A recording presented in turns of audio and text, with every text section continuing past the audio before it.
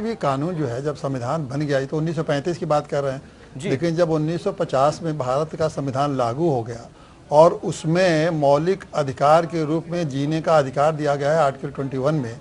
और आर्टिकल 14 में ये अधिकार दिया गया है कि कोई भी ऐसा कानून नहीं रहेगा जो अनरीजनेबल होगा या जिससे कोई इस तरह की दिक्कतें समाज में आ सकते, लोगों में आ सकती हैं कि जिससे उनके जीवन प्रभावित हो सकता है। तो ये जब कानून बन गया तो अब वो शरीयत लागे कानून, तो वो उसको देखा जाएगा कि क्या वो शरीयत का जो कानून है इनका, वो क्या संविधान के इस कानूनों के अंतर्गत वो वैध है कि नहीं वैध है जी। तो वो शरीयत तो इतना ही कहेगा ना कि उनके वो धार्मिक कानून है इसलिए उनको धार्मिक मानना चाहिए। लेकिन अब भारत में जब ये लागू हो गया है कि जीवने का अधिकार एक तरह से मौलिक अधिकार है, मौलिक अधिकार से बढ़कर एक ह्यूमन राइट्स है, वो समझिए हमारे यहाँ को मौलिक अधिकार करीब करीब वही हैं जो कि बेसिक ह्यूमन राइट्स हैं, जो कि हर इंसान की एक तरह से जिंदगी के लिए जरूरी हैं। तो अब जिंदगी से ऊपर तो कोई कानून नहीं हो सकता। तो अब सुप्रीम कोर्ट जरूर देखेगा कि ये जो इनका 3 तलाक है वो क्या ह्यूमन राइट्स या बेसिक जो फंडामेंटल राइट्स हमारे उससे ऊपर है। और इसीलिए तो दिक्कत उनको आ रही है कि क्या ये धार्मिक कानून है, क्या ये धर्म के नाम पर अगर यह है तो